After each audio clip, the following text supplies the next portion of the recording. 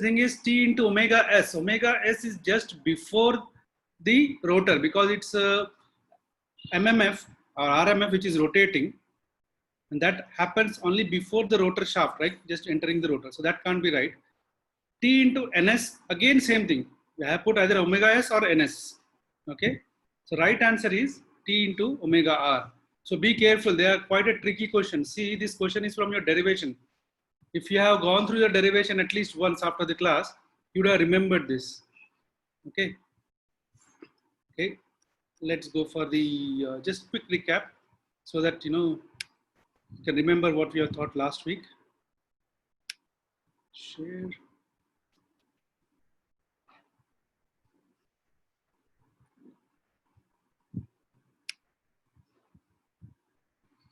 Okay. So this is the input we have seen to the stator, and this is the losses. Then you get P2. P2 is nothing but input to the rotor and output of the stator. And then that is the point the power goes to the rotor through the air gap. So that is also called PAG. And I also told you that P2 is nothing but the power transfer occurred due to RMF. Okay, that is the equation. So I have taken my pole question from this derivation.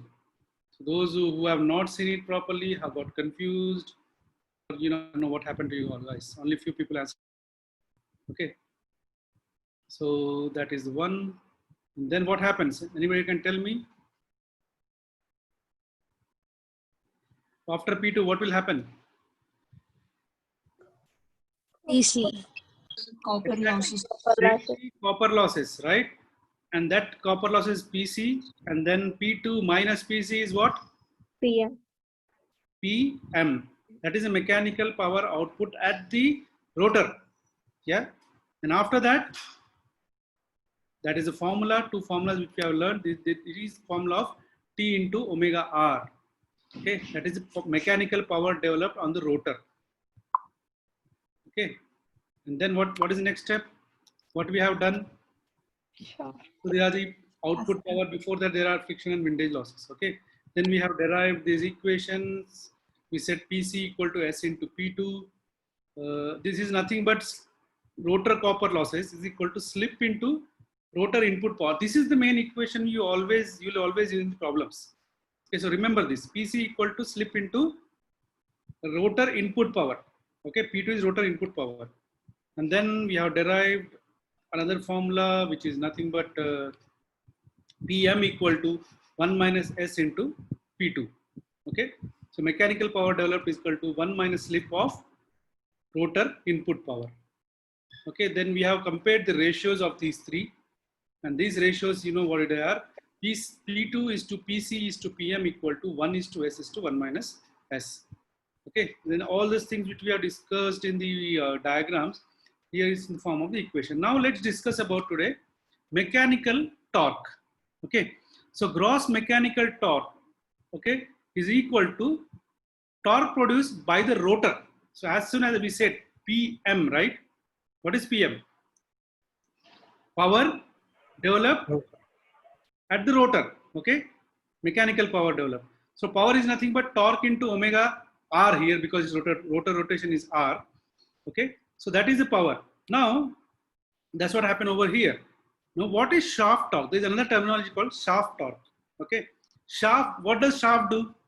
What is the function of the shaft? Anybody? The output. Mechanical Output. Exactly, mechanical output to the load. prime load. Yeah, because you're connecting some pump there. You're connecting a pump to the shaft. So what is there between PM and shaft torque? Anybody? We have seen just the diagrams we have seen. P2. PM is over here, see PM. Windage losses. There. And here somewhere the shaft extends here, right? Up to here. For example, I'm drawing shaft up to here. And there is a coupling there. That coupling Bearings. is with another coupling. And that is going to shaft of pump. Okay. So this is pump. So what is between here and here? Friction and windage loss. Exactly. Prime mover. No, there is friction and windage. There are bearings and there is a fan on the shaft. So after that, some power will be transferred. So the power will be subtracted, right? We already discussed this in our last class. PM minus friction and windage. This will give what? P output, which is real output going to the load. Load is nothing but pump here. Okay. So the shaft torque is nothing, the torque which is developed over here. That is shaft torque. The actual torque which is passing to the pump. That is the actual torque. Here is rotor torque, rotor mechanical torque developed. Okay, here actual torque. The losses are because of windage and friction. See, sometimes I'm saying power, sometimes I'm saying torque. Don't get confused. Power is nothing but torque into speed. So if speed is constant, this is are proportional to each other. Okay, so that's what I'm saying. So is rotor torque is equal to shaft torque? Yes, no? Come on, answer. Anybody? Or shall I pick people? No. No, that's good. 209, right? 209. Good. It is not, because just now I said, because the torque developed over here and torque, which is real output torque, there are some losses in between that. That are power losses. That power loss is nothing but torque into omega. So there is a torque which is lost over here due to windage and friction. So that's why if this is the rotor torque and this is the shaft torque, there is difference between rotor torque and shaft torque. Now the question is, which one will be the bigger one? Rotor torque or shaft torque? Rotor torque. 278. Good. 278. Rotor torque. Okay. This is what it is. So now we are talking about an equation. See, again we have some mechanical loss is nothing but friction and windage. So this is a PM. Then there will be bearing, and there will be also a fan over there. So this is one loss, and this is second loss. So torque is lost over here as well. So torque is a bit reduced here. Torque is a bit reduced here, and the final torque, shaft torque, is lesser than the torque as rotor. Okay, T rotor, because of these two losses. Okay, that's why what we see is TSH equal to TSH into omega. Power is out is nothing but, you can multiply these two, right? T shaft into omega. Omega is the actual rotation at this shaft over here, which is going to the load. So P out divided by omega. So P out divided by 2 pi n SH. SH is nothing but shaft. Shaft rotation. Okay, divided by 60. So TSH is always less than T. T is nothing but rotor torque. Got it? Any confusion? Please ask.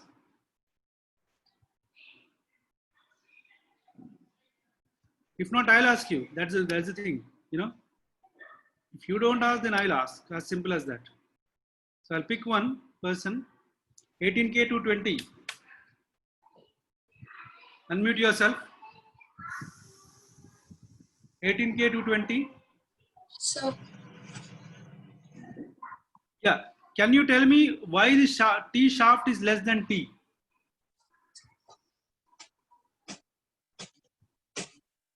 Were you listening? yes. So please tell me.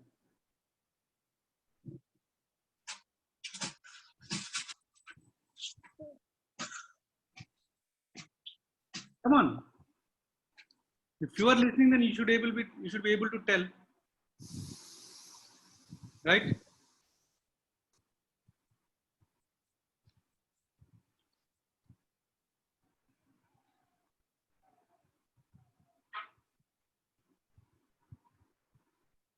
No?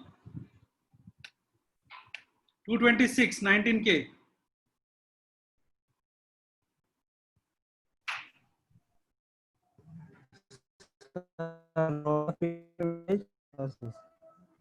I didn't hear you. Can you repeat that? Rotor friction and windage losses. Rotor friction. There is no rotor friction. What will be my rotor friction? If something is touching over here, then we have rotor friction. There is no rotor friction. This is rotor.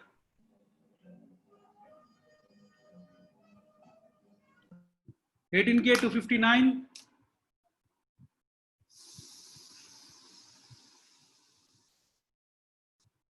18K to 59. Unmute yourself.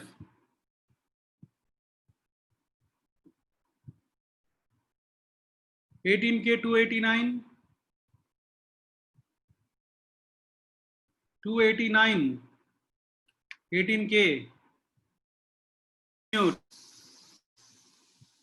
See, if you are not even answering, if you're not even talking, I'm clearly marking you absent.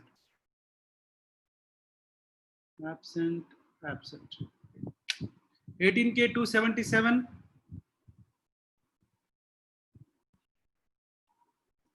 18K to 77. Sir, there. Yeah, yeah. Again, you have muted. Unmute yourself.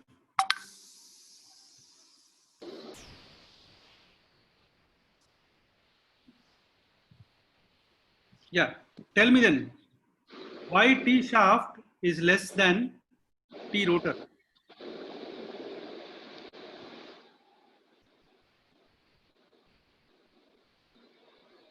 Anybody? 77. Sir, Due to friction and windage. Due to Friction and windage losses. There is a torque loss. mechanical losses. yes, due to mechanical losses. Good. Okay. See those. See here we are here to learn. As simple as that. You don't want to listen, you can literally switch off your mobile go and you can go. We are here to learn. It's a difficult time. We are teaching it online. Okay, we are spending time. I appreciate you who are spending time. But those who just want to time pass or not listen and just and go anywhere, I'll not allow that. Either you pick up the mobile and go away. Don't be in the class. I will pass you. Don't worry about passing. Okay? But I want you to listen and respond to what I'm asking. That's the minimum thing which you can do. Okay. So because of this bearing, which is friction loss, and this fan, which is windage loss, the shaft which is developed outside here will be less than the torque will be less than the torque which is developed in the rotor. So that is the difference. That is the mechanical torque. Okay. Now the torque thing is done. Let's quickly do one single problem on this ratios. Okay.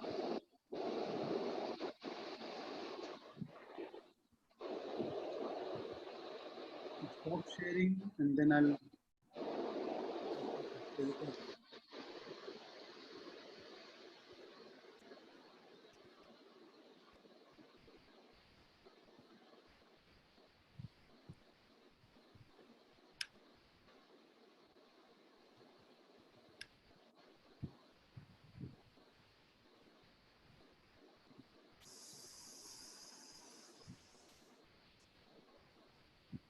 Note down this problem.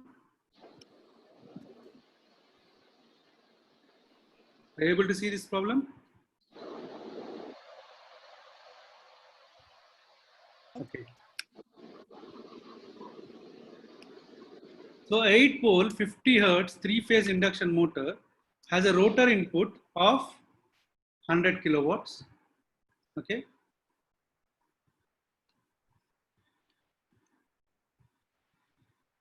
On full load. The rotor EMF takes 120 cycles per minute. Okay. So we are given the frequency of rotor EMF 120 cycles per minute. Okay. Determine the rotor speed in RPM, first thing. So what is the rotor speed in RPM? How fast it is rotating? Second one is rotor copper losses. Third one is mechanical power developed. What is mechanical power developed represented by? Anybody? PM. Yeah, very good. Okay. And rotor resistance per phase if rotor current is 80 amps. Okay, let's start with this problem. What is the given data? Write it down. Write down the given data.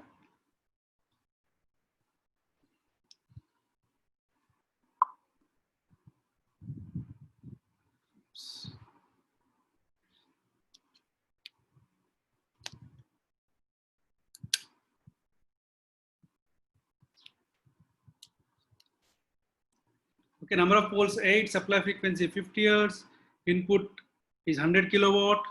Okay, what is that input? Rotor input. Okay, so what is rotor input represented by symbol? Rotor input P2. P2, very good. Okay, on full load, the rotor EMF is given. Okay, now the question is, you know the formula, right? P2 is to PC is to PM equal to 1 is to S is to 1 minus S. These are the ratios of input power to the rotor, copper losses in the rotor, and mechanical power developed on the rotor. So all these three components of rotor. Okay, so you know this formula, and I just told you before, just while starting the class, we always use this formula even in test as well. We use this formula: rotor copper loss is equal to slip into rotor input power. How did the formula appear? Remember, what is rotor copper losses? PC equal to, anybody? PC equal to S into P2. S into P2. Very good. Okay, so this is the in rotor input power. This is slip. Okay, we know this formula. Now, first thing is, what is rotor speed? NR, right? Rotor speed is NR. NR equal to 1 minus S into NS. You know this formula, right? So in this formula, again, we'll use the classic method, our regular method. What are the knowns? What are unknowns? Okay. Do we know S? No, sir. Not given. Do we know NS? Not given, but you can calculate. What is NS? 750. Yeah, 120 F by P, whatever you calculate, you can put that. But for S, how to find S then? One of the hint which is given is 120 cycles per minute. What does that mean? F dash equal to SF, we can find. Yeah, but for that you need frequency of FR, right? FR. You see F dash or FR equal to S into F. Okay, you know this. Do you know this? Do you know this? Yes, no? That is only given, no, sir. 120 cycles per minute. But 120 by We can find 60 120 cycles cycles. per minute means in terms of hertz. Anybody?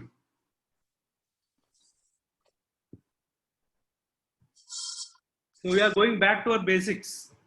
Frequency definition. What is the definition of frequency? Number of oscillations per second.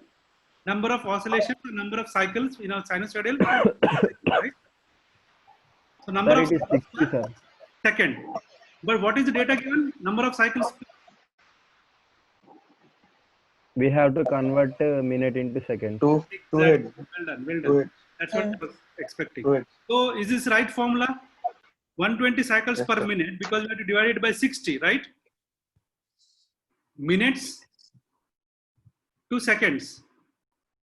You divide it by 60. Okay. So 120 divided by 60, how much? 2 hertz. And what is 2 hertz?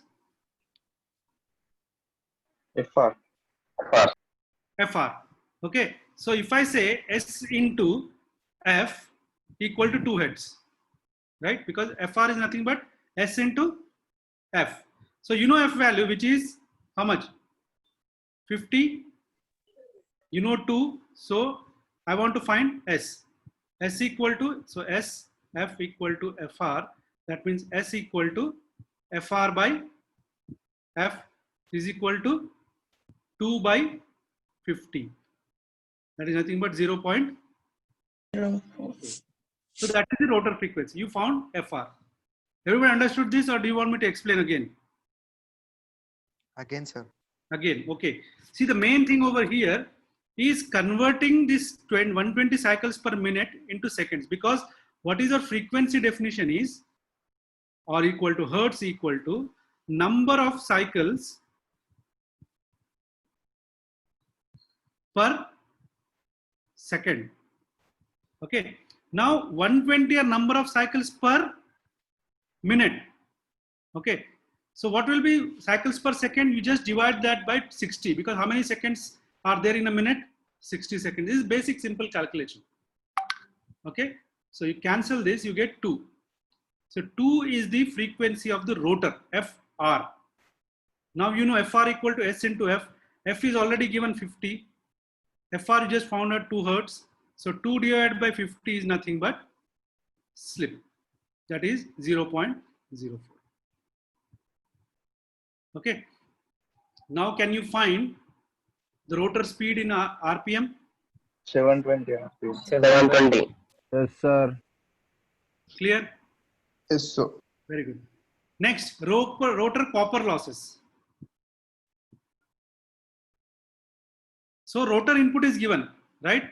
What is rotor input? P2 equal to 100 kilowatts. What is rotor copper losses? We just had a formula, right? PC equal to S into 4 kilowatts. P2, right? Very good. So you know S, you know P2. Simple problem. You know 2 values. You get the answer. What is the next part? Mechanical power developed. What is mechanical power developed? PM. Okay, PM equal to, you got another derivation, right? 2 derivations we did other day. PM equal to 1 minus S into P2. What is P2? 100. 100. What is S? 0.04. So you can find PM.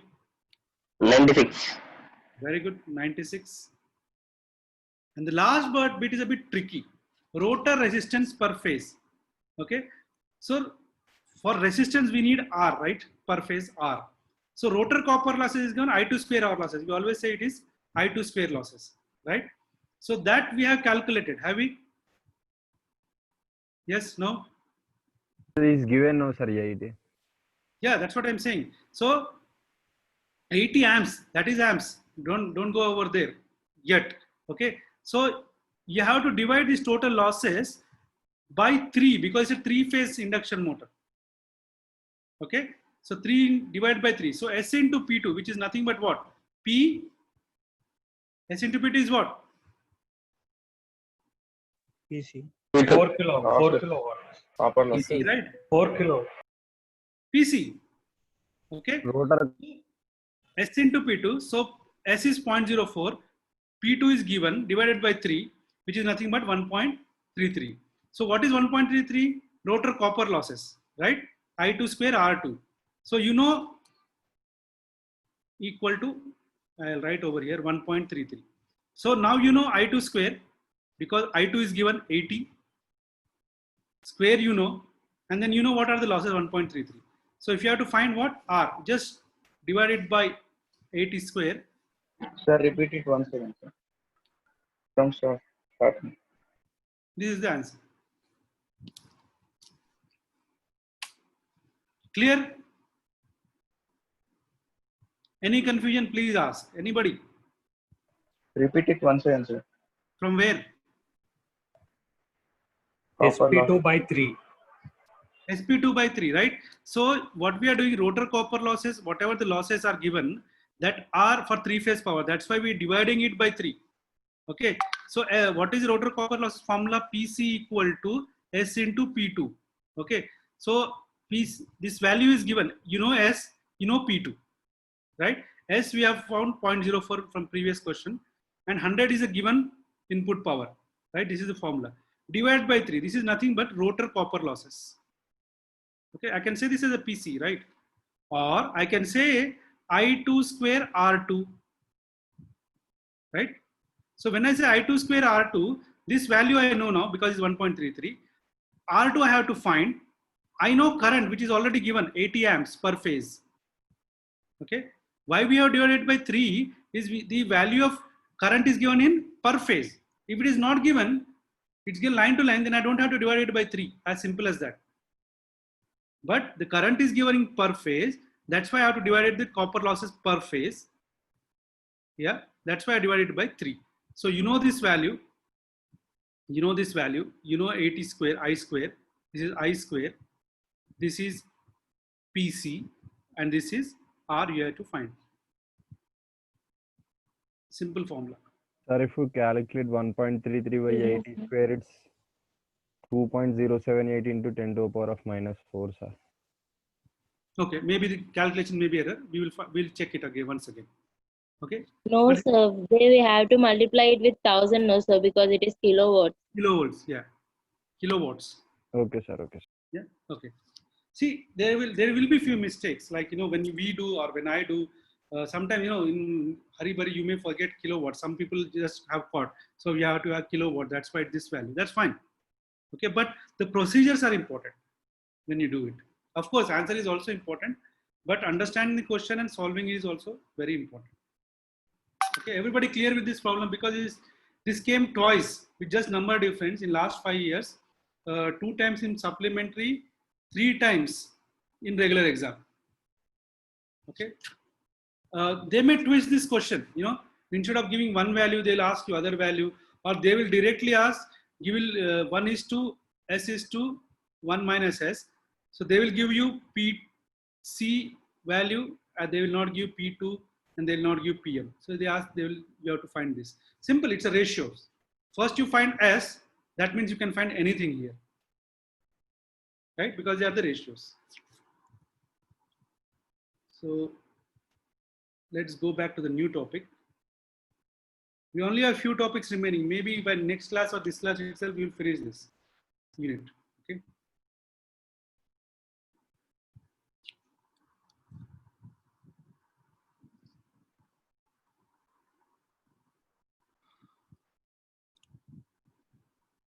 Screen. Good.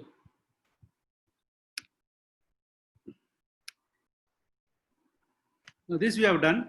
Now we are going to learn about equivalent circuit. How many of you remember EM1 we have done equivalent circuits? A lot, isn't it? Remember? Or do you want to show some diagrams on that? Yes, no? Come on, talk to me.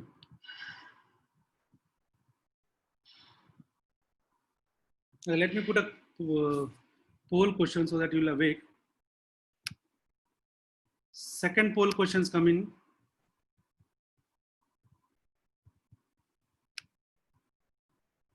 PC equal to, there are 4 formulas given. 1 minus S into P2, S into P1, S into P2, PC minus P2 minus PC. Still people are answering wrong. They're not reading questions properly. Copper losses I'm asking about.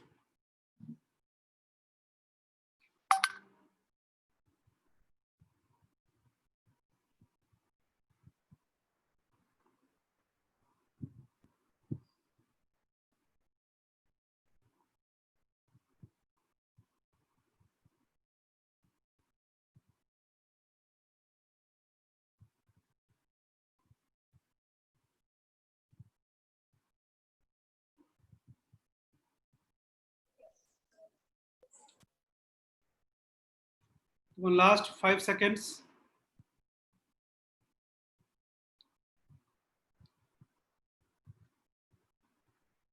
I'm ending the poll. So these are the results. So what is the answer? S into P2. S into P2, right? What is P2? What is P2? Power. Input of Rotor rotor. input power. Rotor input power, right? So PC is nothing but copper losses is equal to slip into rotor. Just now we have done the problem based on this equation. Still 20 of you have answered 1 minus S into P2. Okay, so be careful when you do that. For simple 1 mark, it can be for 1 mark question and you lose that. Okay. So let me show if I can the phasor diagram which we have done in EM1. I still have slide, I think. Quickly, I'll show you that so that you'll remember what we have done. Yeah, this one is a slide. There we go. So we have started with stator side, primary side, remember? I1, R1, I1, X1, Z1. Then we went on secondary side with lagging power factor. Okay, then unity power factor.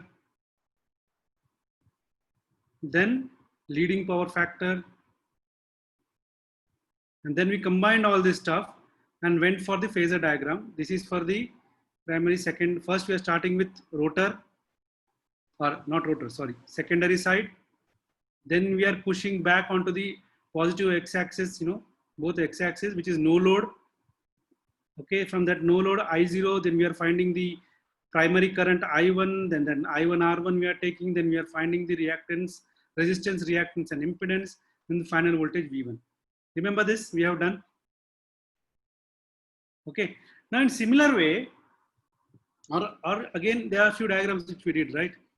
Remember this, how to do for lagging power factor, what is the total diagram?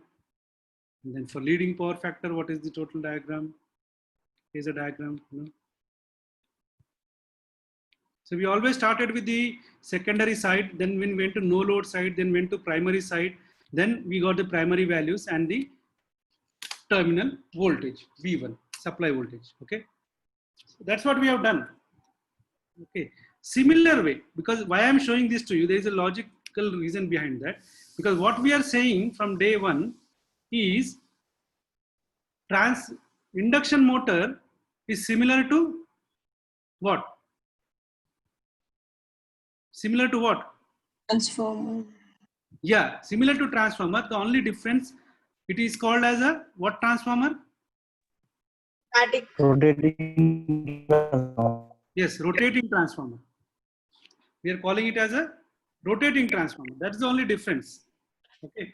So in primary side, what we have done, phasor diagram, complete total phasor diagram, what we have done? Anybody? Just now you saw right? What we have done? First, we have taken the secondary side on the left hand side. We drawn that diagram and then we pushed it into the right hand side, upper, like positive y, positive x axis for no load and primary current. Then we have gone to draw the resistance and reactance values of primary current. So what is secondary side in the induction motor? Anybody?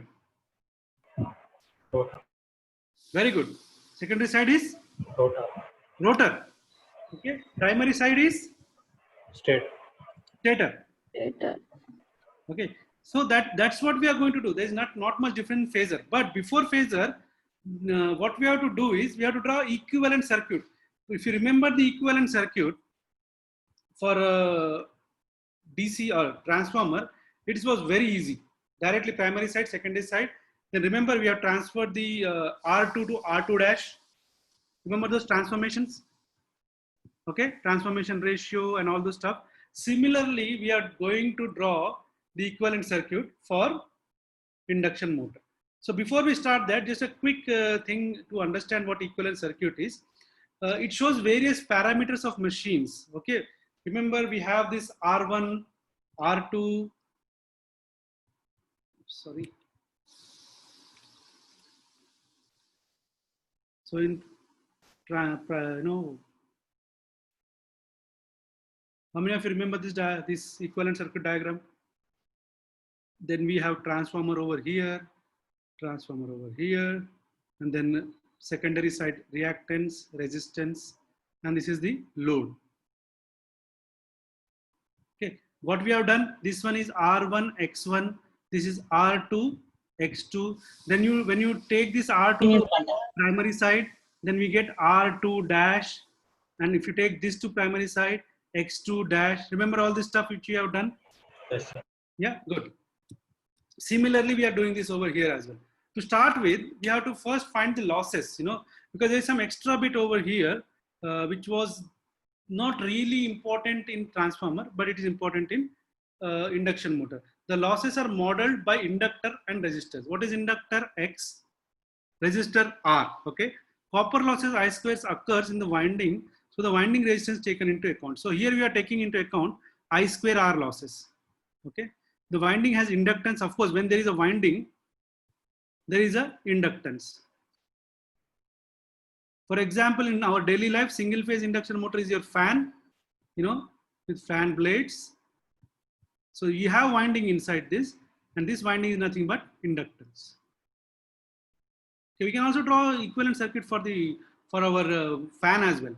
Okay, and then there is a voltage drop. because of this inductance and reactance, and it is called, and it will also have power factor. When you have resistance, when you have reactance, you will have a power factor. Okay. So what is the purpose of drawing equivalent circuit? First thing you have to think, what is the purpose? Why, sir? Why this equivalent circuit? Why can't we just write the values and do? Anybody?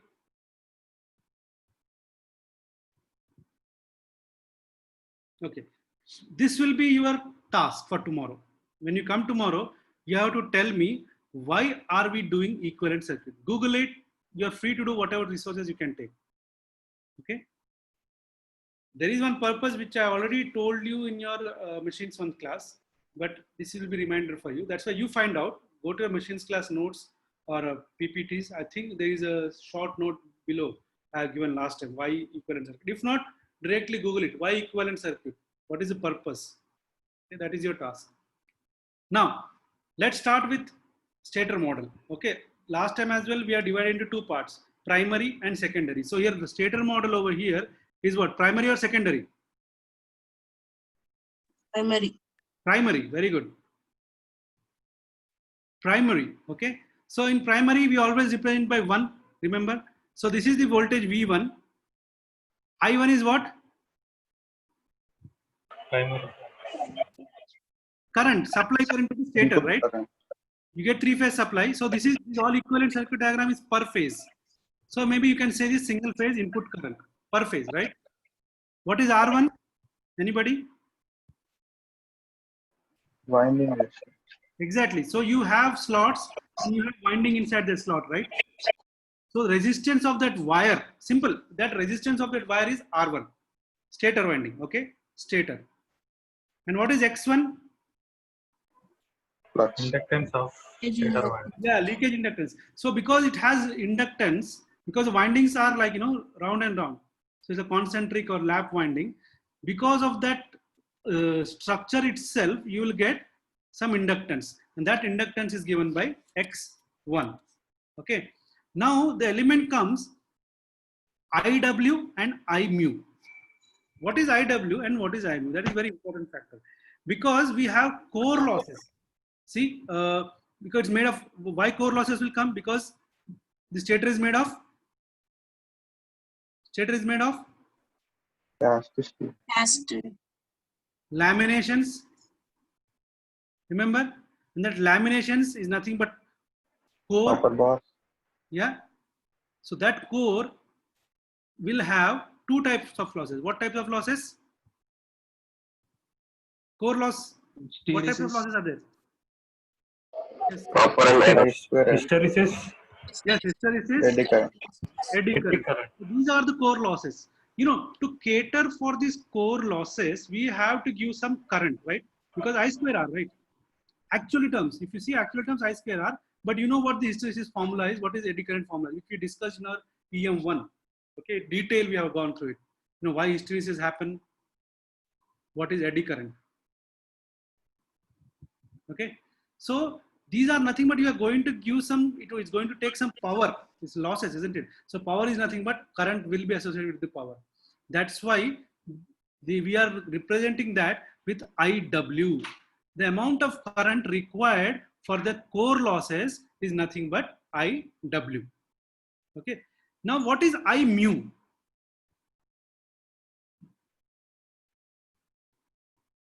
See, you can read and tell, but that's not the thing which we have to understand, right? Magnetization current. Sorry? Magnetizing current. Yeah, what does exactly that do?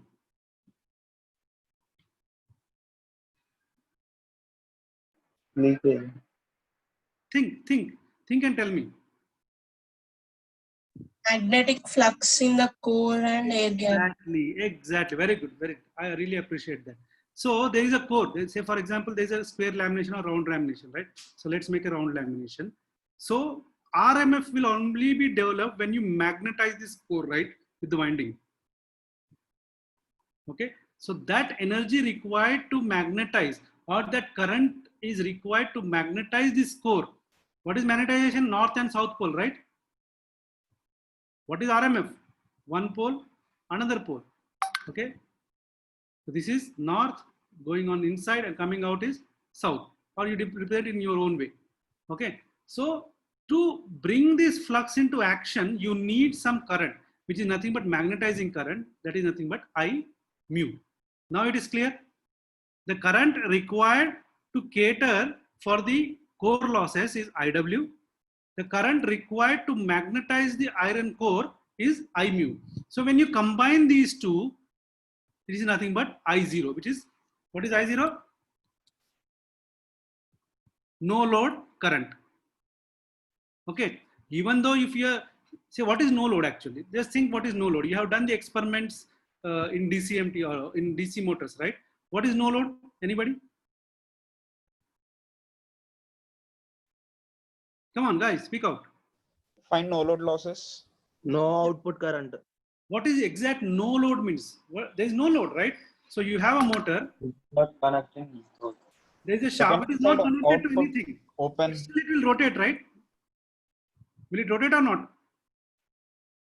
Rotate. Yeah, it will rotate. So during that rotation, it needs some power for eddy current loss and for, or eddy current, or I can call it core loss, and also for magnetization. So that is nothing but no load losses, and that losses are given by no load current. Clear now? So this is first one, core losses, and this is second one, magnetizing. So when you combine these two, this plus this is called I0, no load current, and that will be taken from this I. Okay, one part will go over I0, other part will go over to the rotor. What is this? Is primary side, we said, right? Model is primary side. There will be another side here. What is that? Secondary. Secondary side, which is nothing but Rotor. rotor. Okay, so now understand the equivalent circuit diagram. How is it? How are we representing that? Clear? So first, this one is nothing but R1 is stator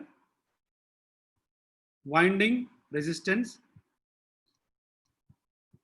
This is stator winding inductance. This is IW is, come on, The amount of core losses. core There is no losses current component, required for and core losses.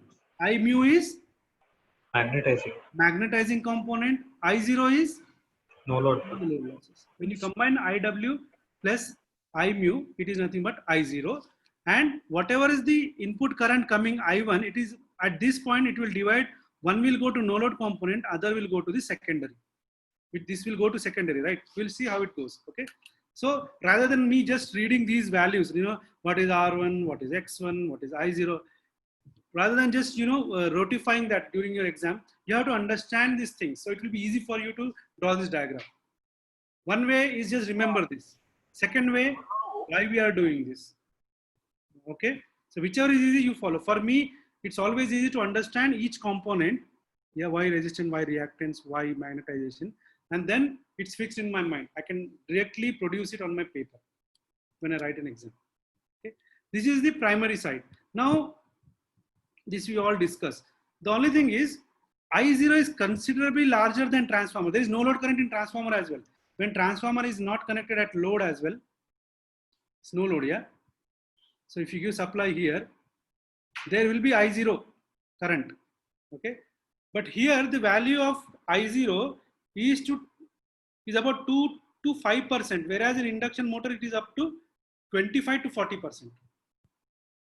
Okay, so why I0 is larger? That is your task to find out. Why I0 is larger in induction motor compared to transformer. That is a task you have to find. Additional losses. Okay. So tomorrow I am going to pick anybody. So it's everybody's task. I'll put that in discussion group if you want that question. So you can discuss over there. It's better to discuss over there. And those who cannot discuss, at least read those comments when you come to the class, you know, before you come to the class. So we'll have a little bit 1 minute discussion on that. Okay. Next, Now we are going for the rotor side, rotor model, which is secondary or primary? Second. Secondary, right? Transformer, secondary. Now again here we have same component. This is E2R. Why R? Anybody? Rotor. No, not R. There is E2 as well in rotor. Standstill condition. E2 is standstill. E2R is rotating. Don't forget that. From basic, we are saying the same thing. E2 is standstill condition. E2R is rotating condition. And this is what the formula we derived. You know, when we derived 5 components of rotor. Okay. So, and the rotor frequency is FR equal to S into F. You know that formula. I2 is standstill current. Okay. And then here X2R is nothing but S into X2, which this also we have derived. R2 is constant. Remember what we said? X2 changes with respect to slip, but R2 is constant for the rotor. So this is a simple rotor diagram.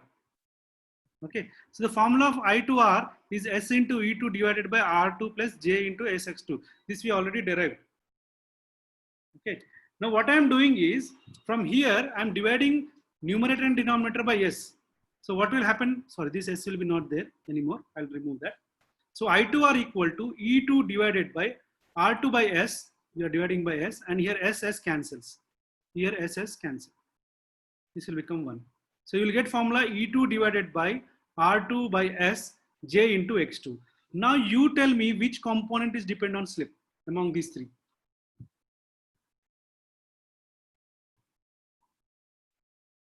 Come on.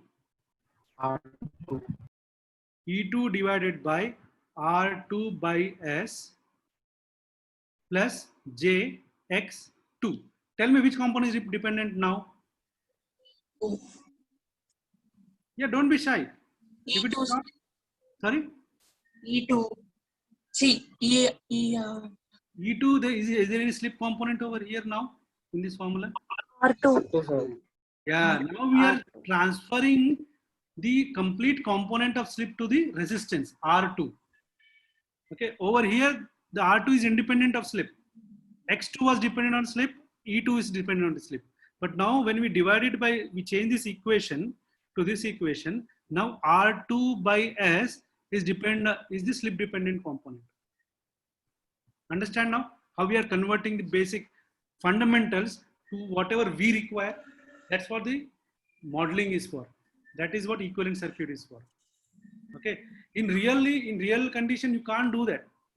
But for modeling, because we want something to derive, I'll not give answer. I'm giving answer actually, because you have to find why modeling, why equivalent circuit. So I already gave the answer while discussing this.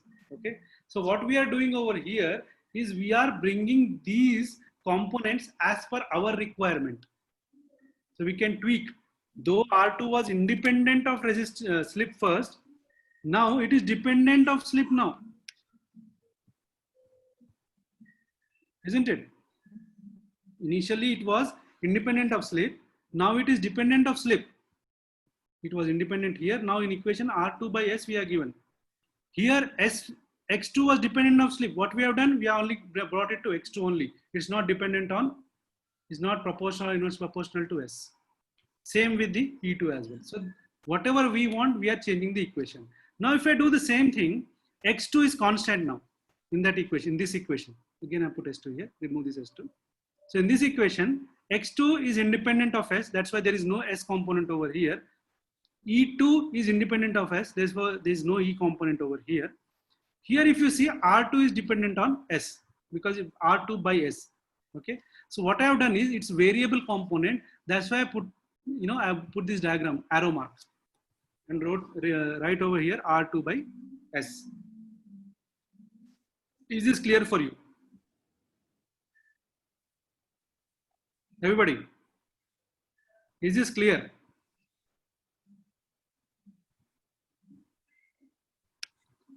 If you're not answering, I'll ask. 229. 19K to 29. Are you there?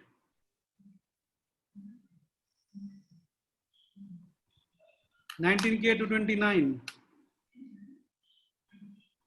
I'm writing down your number. You're not responding. Absent.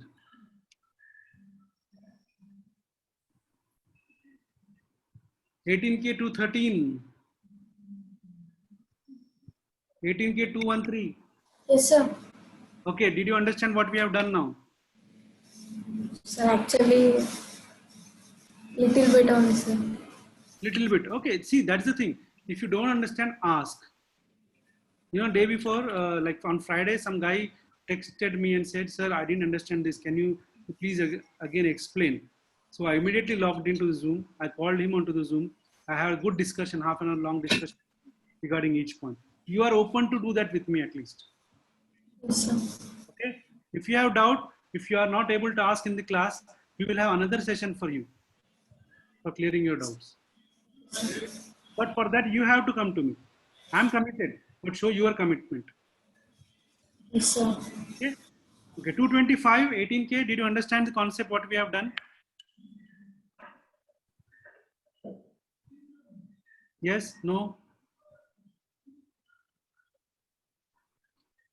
225 not responding.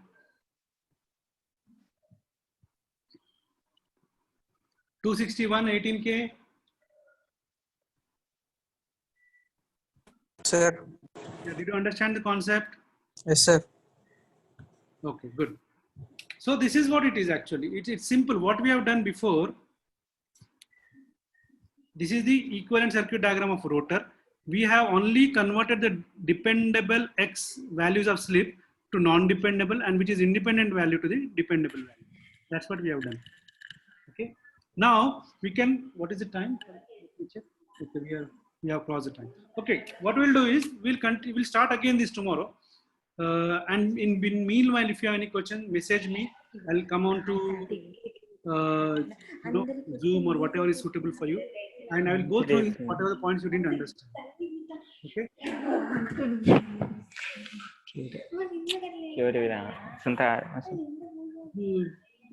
Which class is next? You going to take a class? Hello.